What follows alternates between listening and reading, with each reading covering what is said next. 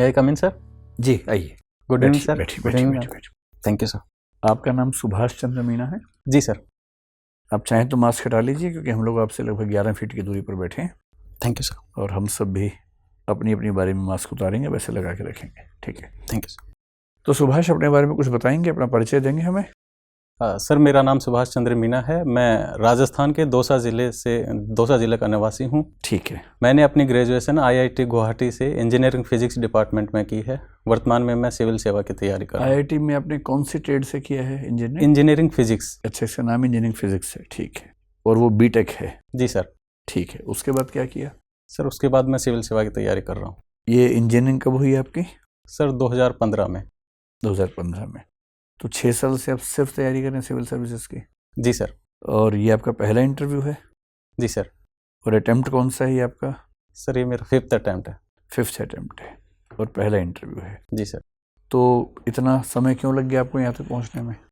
Sir एक proper guidance नहीं थी। मैं जिस परिवेश से आता हूँ वहाँ पे कोई पहले से तैयारी नहीं कर रहा था। लेकिन जो IIT में पढ़ चुका हो, अगर उसको ही प्रॉपर गाइडेंस नहीं है? सर कुछ ऐसी परिस्थितियाँ थी कि मैं जो UPSC के पेपर्स का नेचर है, जो डिमांड है, उसको समझने में थोड़ी सी मैंने मिस्टेक की और कुछ ऐसे चयन किए जो मेरे अनुकूल नहीं थे। क्या ऐसा चयन किया आपने? जैसे सर मैंने ऑप्शनल ज्योग्राफी लिया, तो मैं चाहकर भी जो अपने वांछित प्रयासों के अनुरूप प्रदर्शन नहीं कर पा रहा था। तो अब कैसे किया आपने फिर? इस पर कैसे? सर इस बार मैंने ऑप्शनल चेंज किया है, हिंदी लिटरेचर लिया है। तो आप ये कहना चाह रहे हैं कि UPSC में सारे ऑप्शंस बराबर नहीं होते, उनमें भेदभाव होता है?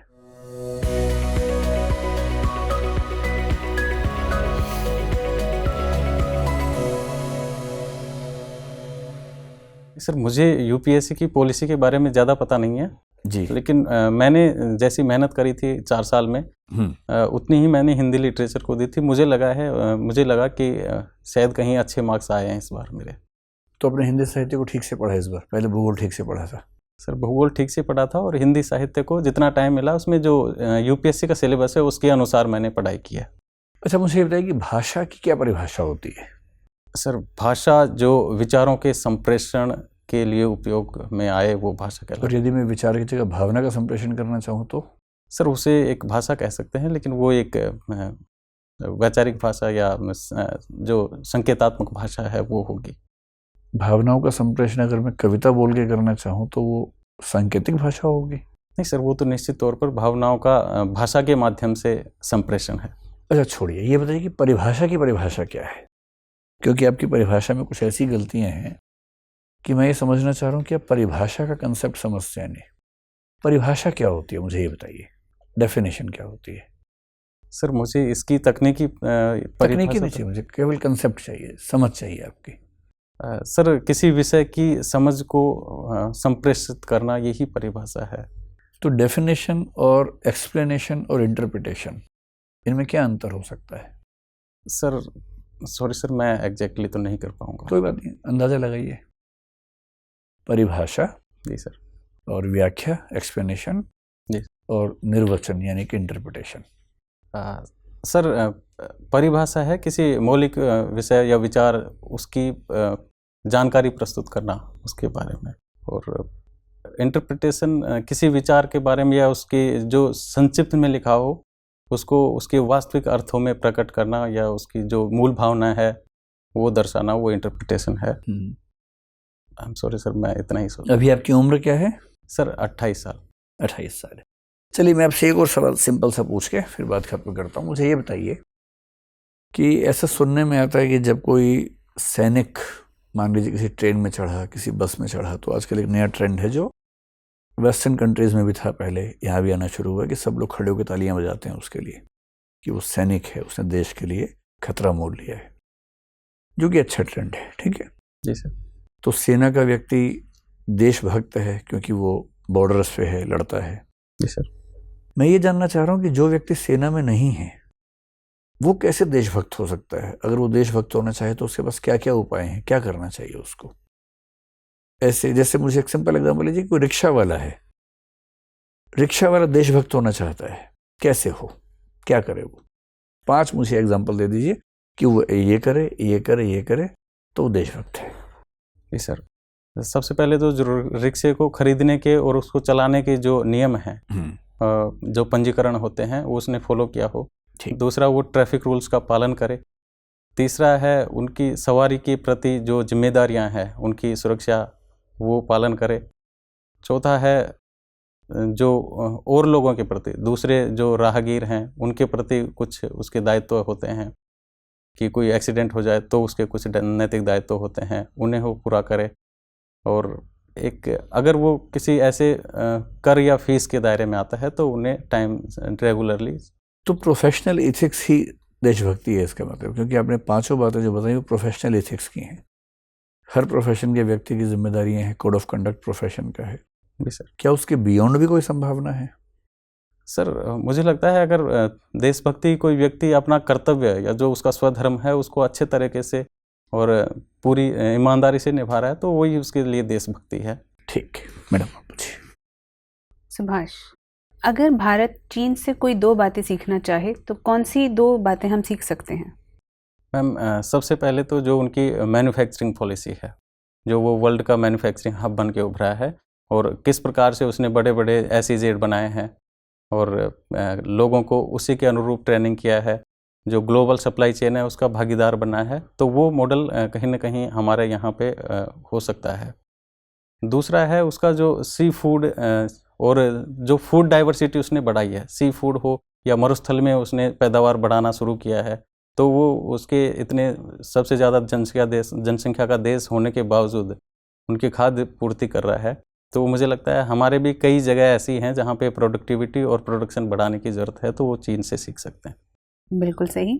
अगर कोवैक्सिन और कोविड शील्ड के अंदर हम अंतर जानना चाहें तो क्या क्या अंतर हैं? जी मैम, मैम कोवैक्सिन का निर्माण हुआ है जो डेड सेल होती है कोरोना वायरस की, उसकी डेड सेल से बनाया गया है, जबकि कोवैक्सिन है वो एक जो स्पाइक प्रोटीन है उसके साथ उसके बनाया गया है। कोवैक्सिन, सॉरी मैम, जो कोविशील्ड है वो स्पाइक प्रोटीन है कोरोना वायरस की, उसके चिंपांजी वायरस के कोशिका के साथ उसका सम्मिश्रण करके उसके माध्यम से बनाया गया है।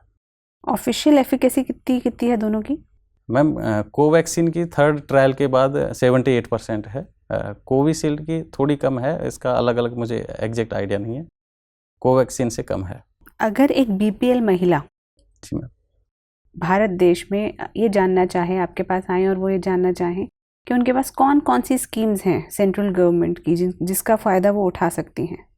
मैम एक तो जो नरेगा में है, नरेगा का फ़ायदा उठा सकते हैं। दूसरी, अगर बेटियों की शादी करना चाहती है तो उसको सेंट्रल गवर्नमेंट के जो नेशनल सोशल असिस्टेंस प्रोग्राम है उसके तहत कुछ सहायता मिलती हैं। और जो हाउसिंग है, प्रधानमंत्री आवास योजना, उसका फ़ायदा उठा सकती है। जी मैम, अभी तो यही याद कर पा रहा हूँ। हेल्थ से रिलेटेड? जी, हेल्थ से रिलेटेड एक्चुअली जो आयुष्मान भारत योजना है उसमें, लेकिन उसमें 2011 की जो सोशल एजुकेशन जो SECC 2011 की है उसकी जनगणना को ध्यान में रखा गया है, हालांकि उसमें BPL को भी काउंट करते हैं। ठीक है। क्वार्क्स क्या होते हैं? क्वार्क्स में फंडामेंटल पार्टिकल्स हैं, मुझे ज़्यादा आइडिया नहीं है इसके बारे में। आपने फिजिक्स के अंदर मैम रिकॉल नहीं कर पा रहा एग्जैक्टली इनकी प्रॉपर्टीज, ये सब क्वार्क्स की नहीं कर पा रहे हैं। गॉड पार्टिकल को गॉड पार्टिकल क्यों कहा जाता है? जी मैम, मैम जब ये जो गॉड पार्टिकल को लेकर लेख लिखा जा रहा था तो जिन्होंने ये लेख लिखा था वो संपादक को गॉड डैम पार्टिकल ऐसे कुछ करके इनका नामकरण किया था, जो क्योंकि इनकी विशिष्ट नेचर दिखा रहा था ये, तो इसलिए गॉड डैम पार्टिकल लिखा।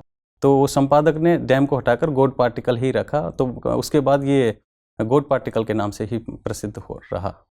क्या खूबियां हैं इस पार्टिकल में कि इसको इतनी तवज्जो दी जा रही है?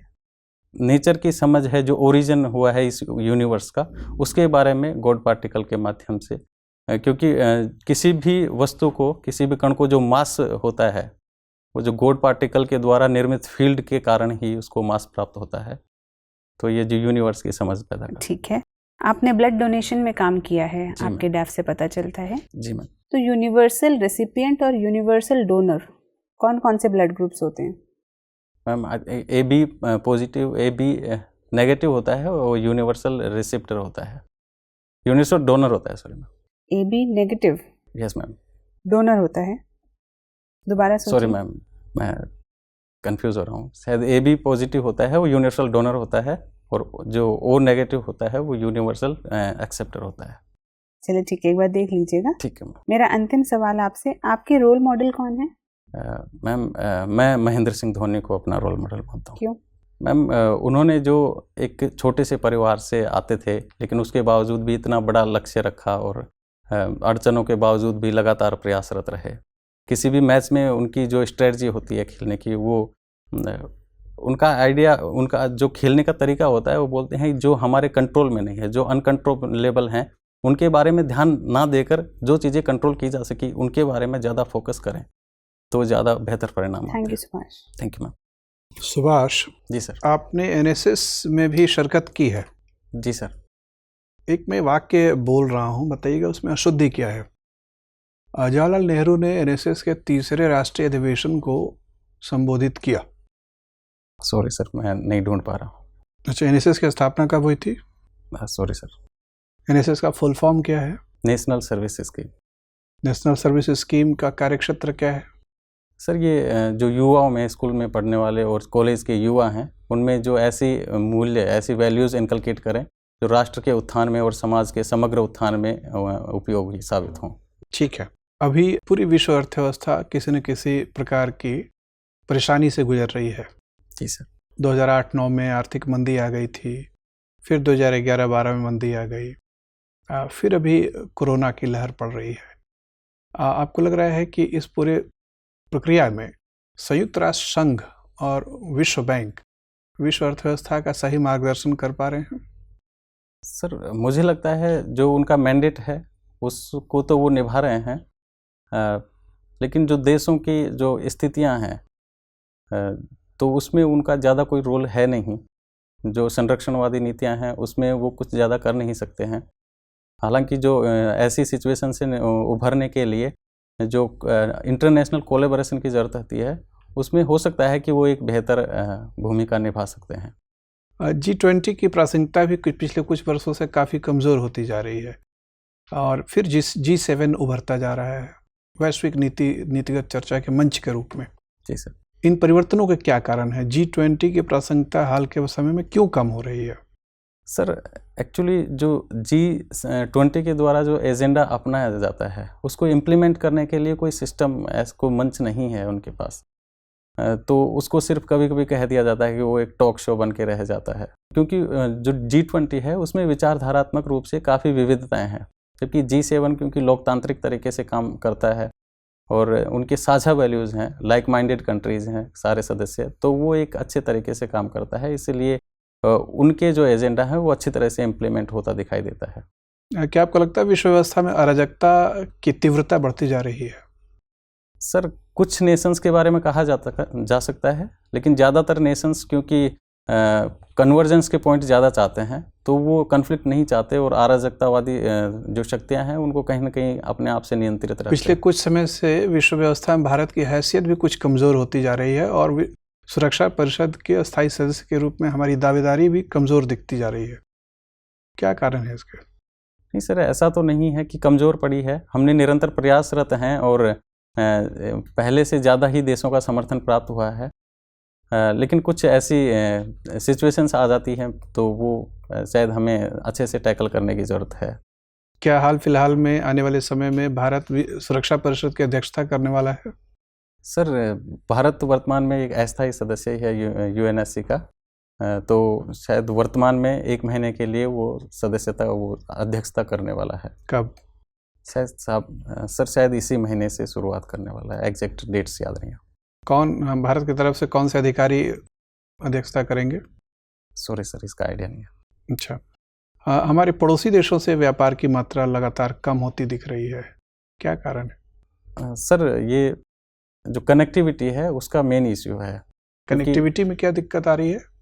सर एक जो साउथ एशियन जो रीजन है वो विश्व के सबसे कम कनेक्टेड, जो इंटरनेशनल कनेक्टिविटी है नेशंस के बीच में, वो कनेक्टिविटी बहुत कम है। उसके साथ ही जो पाकिस्तान के माध्यम से जो वेस्ट में जो ट्रेड होता है वो रुक गया है, और अन्य देश भी भारत को कॉम्पिटिटर के रूप में देखते हैं। तो ज़्यादातर जो निर्यात बास्केट है वो समान से रह जाते हैं, तो कहीं न कहीं जो इनके बीच में आपसी ट्रेड होता है वो कहीं कम होता है। हालांकि भारत और बांग्लादेश के बीच में अच्छे संकेत मिले हैं। बांग्लादेश हमारा टॉप 5 एक्सपोर्ट डेस्टिनेशन में आ गया है। ठीक है सुभाष। मिस्टर मीना, क्या आप मुझे बता सकते हैं कि राष्ट्रगान और राष्ट्रगीत दोनों में क्या अंतर है? सॉरी, मैं किस सेंस में अंतर ये नहीं तय कर पा रहा हूँ। मतलब आप अपने लेवल पे तय नहीं कर पा रहे हैं या फिर आप प्रश्न नहीं समझ पा रहे हैं? सर, प्रश्न की डिमांड क्या है ये नहीं समझ पा रहा। प्रश्न की डिमांड ये है कि राष्ट्रगान क्या होता है, और दूसरा डिमांड है प्रश्न की कि राष्ट्रगीत क्या होता है। आपको इसके बीच में अंतर बताना है। जैसे मुझे नहीं पता है कि भारत का राष्ट्रगान क्या है और राष्ट्रीय गीत क्या है, आप मुझे बताइए। मुझे ये बताइए कि इन दोनों गीतों को गाने से संबंधित क्या कोई प्रोटोकॉल है? अगर प्रोटोकॉल में है तो क्या एक ही प्रोटोकॉल है या अलग अलग प्रोटोकॉल है? तो 2 अंतर तो ऐसे ही आप मुझे बता सकते हैं। जी सर। सर, राष्ट्रगान है जन गण मन और राष्ट्रगीत है वंदे मातरम। ठीक है। और राष्ट्रगान गाने के कुछ प्रोटोकॉल्स हैं, जैसे इसके सम्मान में खड़े होना, 52 सेकंड में इसको पूर्ण करना। राष्ट्रगीत के संदर्भ में ऐसी मुझे जानकारी का कोई आइडिया नहीं है। अच्छा, कोई संवैधानिक प्रावधान भी है जो जिसका संबंध राष्ट्रगान या राष्ट्रगीत से है? नहीं सर, मुझे आइडिया नहीं है, सॉरी सर। कोई फंडामेंटल ड्यूटी भी है हमारी?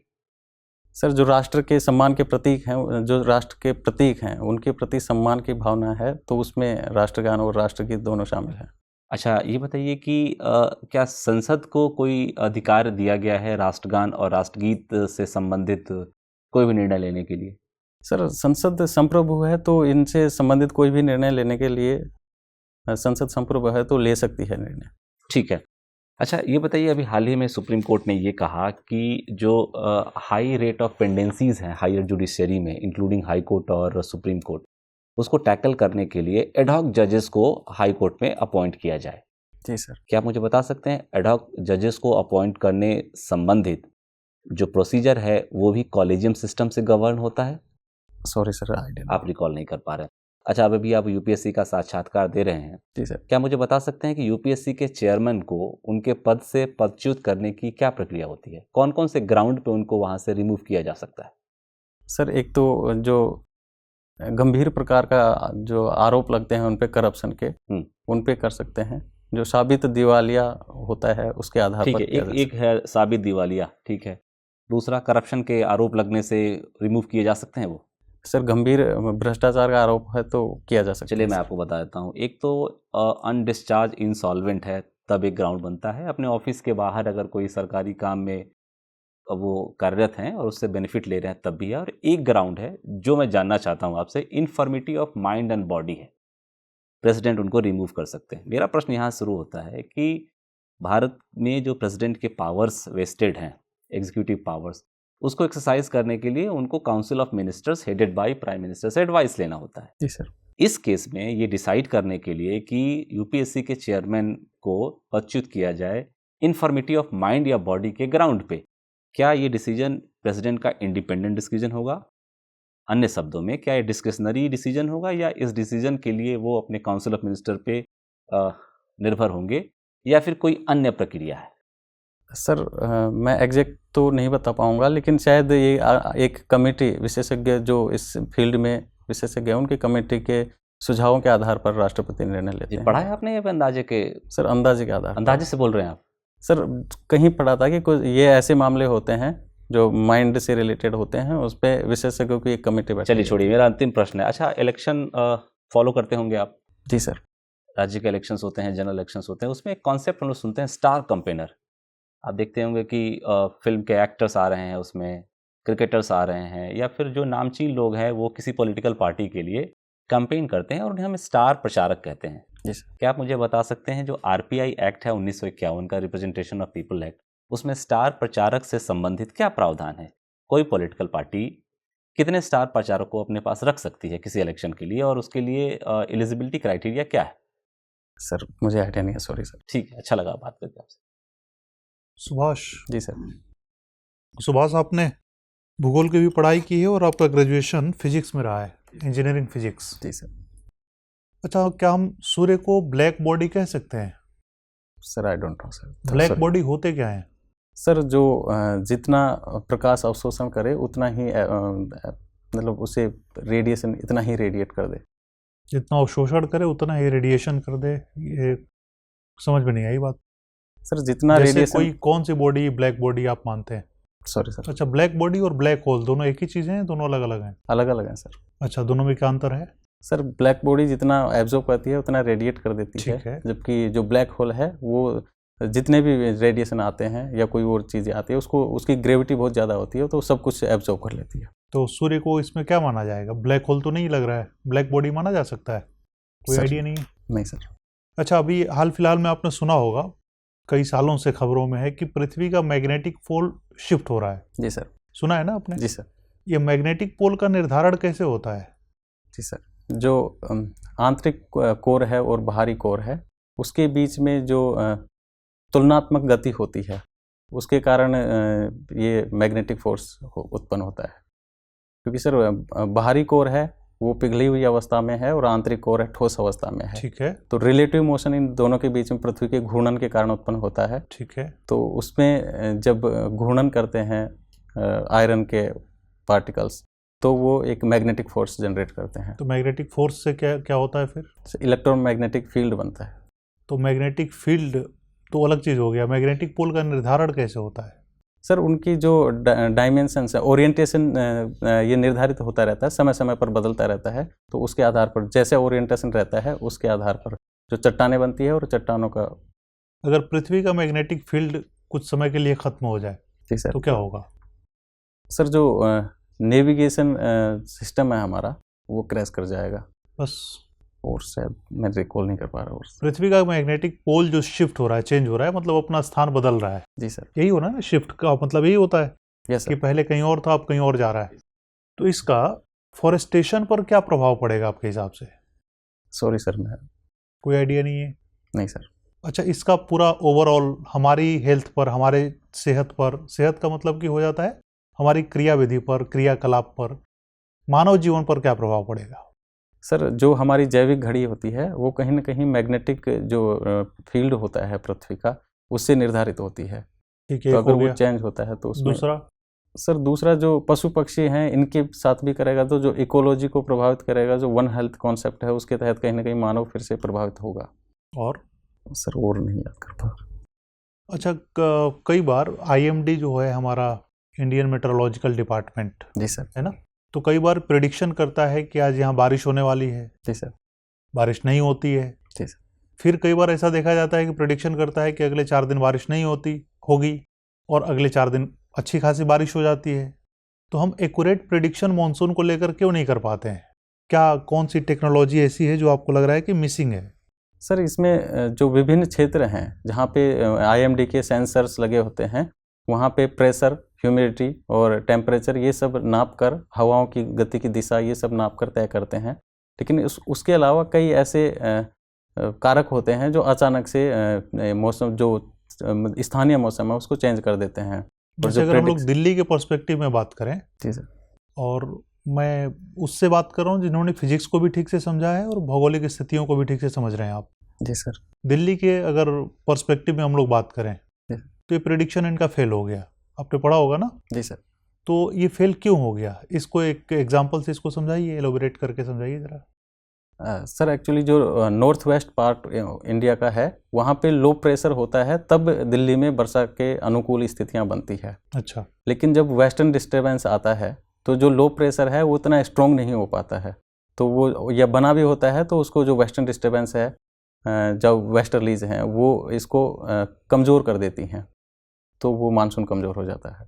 तो पहले आईएमडी को अंदाज़ा क्यों नहीं लग पाता है?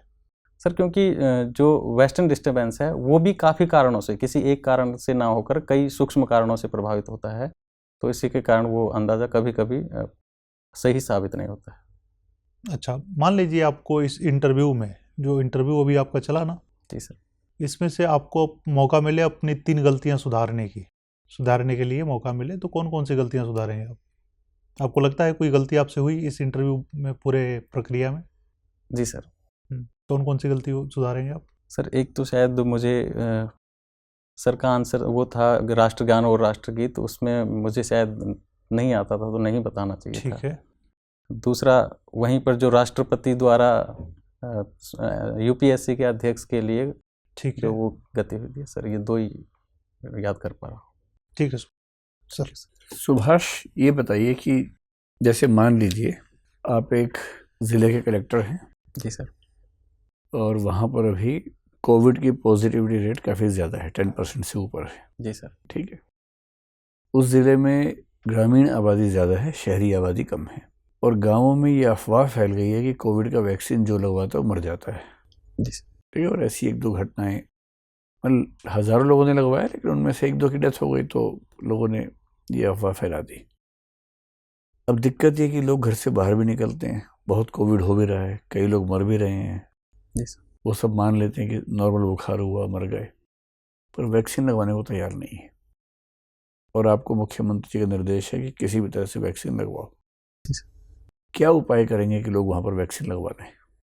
सर, सबसे पहले तो मैं जो प्रशासनिक तंत्र है उसमें जो एसडीएम है, बीडीओ है, या उनके नीचे जो भी स्थानीय पंचायतों के स्तर पर सरकारी कर्मचारी काम करते हैं या जो टीचर्स हैं, उनका यूज़ करके ये जो वैक्सीन के लाभ और अगर नहीं लगवाएं तो उससे जो नुकसान होने वाले हैं उसके बारे में जागरूकता फैलाऊंगा और कोशिश करूंगा कि वो लोग अच्छे से सक्रियता से काम करें।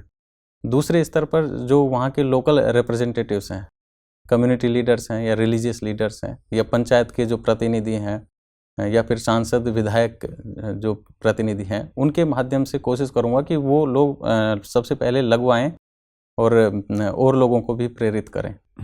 तीसरे स्तर पर कुछ पढ़े लिखे नौजवानों जो मेडिकल फील्ड में हैं या नर्सिंग में हैं, क्योंकि वो इन चीज़ों से अच्छे से जानकार हैं और उनके बीच में से ही हैं, और कुछ और पढ़े लिखे युवा जो इस महामारी की समझ रखते हैं, उनसे बात करके एक ऐसा माहौल बनाएंगे कि लोग उनकी बातें ज़्यादा सुने। और वो चौथी चीज़ है कि वैक्सीनेशन सेंटर्स भी अच्छे होने चाहिए ताकि उनको दूर जाना ना पड़े। अगर उनके पास लगेंगे तो वो देखेंगे, तो एक जो प्रदर्शन प्रभाव है दूसरों को देखकर खुद करने का, वो शायद वो करेंगे। उसके बाद भी अगर कुछ लोग ना माने तो क्या हमें कंपल्सरी वैक्सीनेशन के बारे में सोचना चाहिए अब? नहीं सर, मुझे लगता है कि ज़्यादातर लोग अगर लगवा लेंगे तो कंपल्सरी के बारे में तो नहीं सोचना चाहिए। हालांकि उनको कुछ इंसेंटिव्स दिए जा सकते हैं ताकि वो लगवा लें, लेकिन उनको फोर्स नहीं किया जाना। चलिए, आखिरी सवाल बताइए कि राइट टू बी फॉरगॉटन ये क्या चीज़ है, और अभी सुप्रीम कोर्ट इस पर विचार करने लगा है आजकल।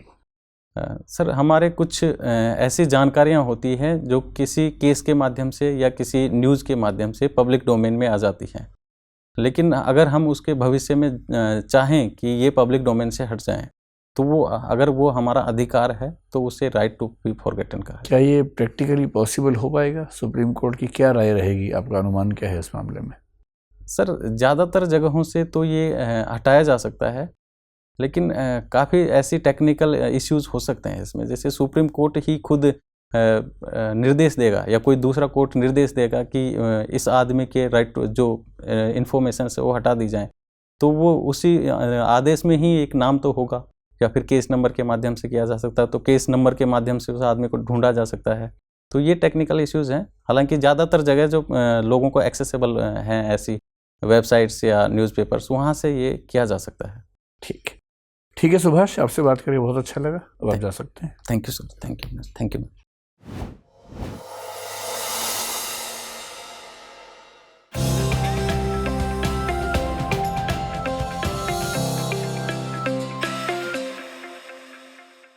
बैठिए। कैसा लगा आपको इंटरव्यू देकर? सर, ठीक लगा। मुझे लगता है और फैक्ट्स और जो कॉन्सेप्ट्स हैं उसकी क्लियरिटी करनी पड़ेगी। ये आपका पहला इंटरव्यू है ना? जी सर। तो आपको लेकर जो बताना है हमें अच्छी बात है, पहले से जानते हैं, कुछ खास बताने की बात नहीं है, लेकिन फिर भी दो चार बातें। ड्रेसिंग आपकी बहुत अच्छी है, शानदार है, स्मार्ट आप हैं ही, तो बेनिफिट तो है ही। दूसरा, एक जनरल बात अगर कहूँ तो ये कि फैक्चुअल क्वेश्चंस में आप थोड़ा सा कमज़ोर हैं। ठीक है। हालांकि फैक्चुअल क्वेश्चन से कोई लिमिट नहीं होती है, आप कितनी भी तैयारी कर लेंगे वो डर तो रहेगा ही रहेगा, है ना? तो सच बात तो ये है कि जितने क्वेश्चंस बोर्ड में होते हैं, बोर्ड का कोई मेंबर भी अगर सामने बैठेगा तो सबके जवाब नहीं दे पाएगा। ये संभव नहीं है, किसी के लिए भी संभव नहीं है। और अगर हम जैसे 5 लोग हमें छठे यहाँ पे हम सब में तुलना करें तो शायद आपके जवाब सबसे ज़्यादा ही होंगे, क्योंकि आप तैयारी करने के फेज़ में हैं और हम सब तैयारी से बाहर निकल चुके हैं। तो हम अपने अपने एरिया में आपसे बहुत एक्सपर्ट हो सकते हैं, लेकिन सारे एरियाज़ में आपकी जो पकड़ होगी शायद हमसे ज़्यादा बेहतर होगी, एवरेज। ये मैं इसलिए कह रहा हूँ कि फैक्चुअल प्रश्नों में ना कोई लिमिट नहीं है, कहीं ना कहीं सॉरी बोलना ही पड़ेगा, उसके लिए डरना नहीं है। लेकिन एक तो बहुत जल्दी ऐसे प्रश्न ना आ जाएं कि आप सॉरी बोलने लगे, यानी कि जो बहुत बेसिक सवाल है उन पर सॉरी ना बोलना पड़े। दूसरा, अगर नहीं आता है तो कम से कम ब्लफ मत कीजिए, माफ़ी मांग लीजिए। बेशक 2 बार 3 बार 4 बार लगातार मांगनी पड़े तो मांग लीजिए। जैसे आपने खुद ही कहा कि स्कीम्स के मामले में जैसे आपके प्रश्न जो उत्तर थे गलत थे, काफ़ी फैक्चुअली गलत थे। ब्लड ग्रुप में आप कंफ्यूज हो गए थे। फिर आप फिजिक्स से पढ़े हुए हैं, फिजिक्स ही आपका बैकग्राउंड है ना? जी सर। हाँ, लेकिन जब फिजिक्स पे भी सवाल है तो बीच बीच में ऐसा लगा कि आप थोड़ा सा कॉन्फिडेंट कम है तथ्यों को लेकर। ये सब कहने के बाद जो अच्छी बातें हैं, जैसे पेट्रियोटिज्म मैंने पूछा रिक्शा वाले का एग्जाम्पल, तो और अच्छा हो सकता था, लेकिन ठीक था। शुरुआत में अगर आप इतना अच्छा आंसर दे रहे हैं इंटरव्यू की शुरुआत में तो ठीक है। कोविशील्ड कोवैक्सीन भी लगभग ठीक बताया आपने, अंतर ठीक था। चाइना से हम क्या 2 बातें सीखें, वो भी आपने ठीक बताया। अंत में मैंने पूछा कंपल्सरी वैक्सीनेशन वाला या केस स्टडी की, आप कलेक्टर हैं, लोग वैक्सीन नहीं लगवा रहे, वो भी आपने ठीक हैंडल किया। राइट टू बी फॉरगॉटन वाली बात थी, वो भी ठीक हैंडल किया। तो सारी ये है कि जहाँ सोचना है, जहाँ तथ्यों की बहुत ज़रूरत नहीं है, वहाँ आप ठीक परफॉर्म कर रहे हैं। कहीं कहीं ऐसा लगता है कि थोड़ा इमेजिनेशन से काम चल सकता है। जैसे इन्होंने पूछा कि गॉड पार्टिकल को गॉड पार्टिकल क्यों कहते हैं, आपने कहा मैडम शुरू में इसका नाम रख दिया था, इससे नाम रख दिया उसका ऐसा। और उसके बाद आपने खुद ही ये बात कही कि वो पार्टिकल ऐसे जिससे सारे पार्टिकल्स बने होंगे। जब आप ये समझ रहे हैं कि सारे पार्टिकल उससे बने होंगे, इसीलिए गॉड पार्टिकल कहते हैं कि वो सबसे बेसिक पार्टिकल है। अगर गॉड ने बनाया होगा तो पहले ये बना दिया होगा, फिर प्रोसेस शुरू हो गया होगा। इस तरह की धारणाएं उस समय चल रही थी। तो कॉमन सेंस है ना, उम्मीद की जाती है कि आप ऐसे प्रश्नों में कुछ बताएंगे, तो वहाँ मुझे थोड़ी सी निराशा हुई। लेकिन जनरली सबसे अच्छी बात है कि आप कॉन्फिडेंट हैं, स्पीड अच्छी है, वॉइस अच्छी है, वॉल्यूम ठीक है, और कॉन्फिडेंस पे करेगा आपको। मुझे चिंता सिर्फ ये कि कहीं आप ब्लफ ना कर बैठे, कोई चीज़ नहीं आ रही और आप कॉन्फिडेंस से अगर झूठ बोल देते हैं वहाँ पर ना, तो उसका नुकसान हो सकता है।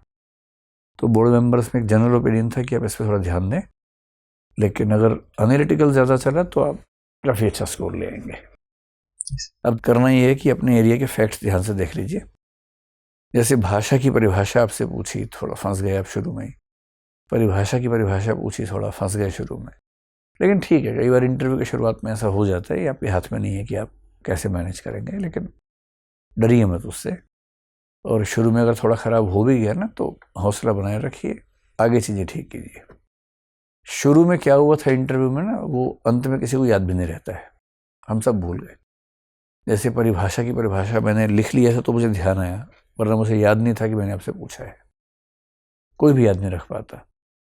तो शुरू में कुछ गलतियां हो तो उससे बहुत चिंता नहीं करनी है कि बाद तक लोग क्या सोचेंगे, किसी को याद नहीं रहता। तो बात का फेज ज़्यादा महत्वपूर्ण होता है, और सलाह सिर्फ इतनी है कि ब्लफ नहीं करना है और तथ्यों को थोड़ा सा देख लीजिए। बाकी एक्सप्रेशन, स्मार्टनेस, एनालिटिकल और विजनरी क्वेश्चंस में आप जनरली अच्छे हैं, काफ़ी अच्छे हैं। तो टारगेट आपका होना चाहिए 180 से 210 के बीच में कहीं, लेकिन उसके लिए थोड़ी सी मेहनत करनी पड़ेगी अभी आपको। और 10 दिन है तो 10 दिन काफ़ी है। बस टाइम वेस्ट मत करना, आज से ही काम पे जुट जाओ, और मेरा ख्याल है कि स्कोप अच्छा है आपका इस बार। ठीक है, thank you sir. All the best. Thank you sir. Thank you.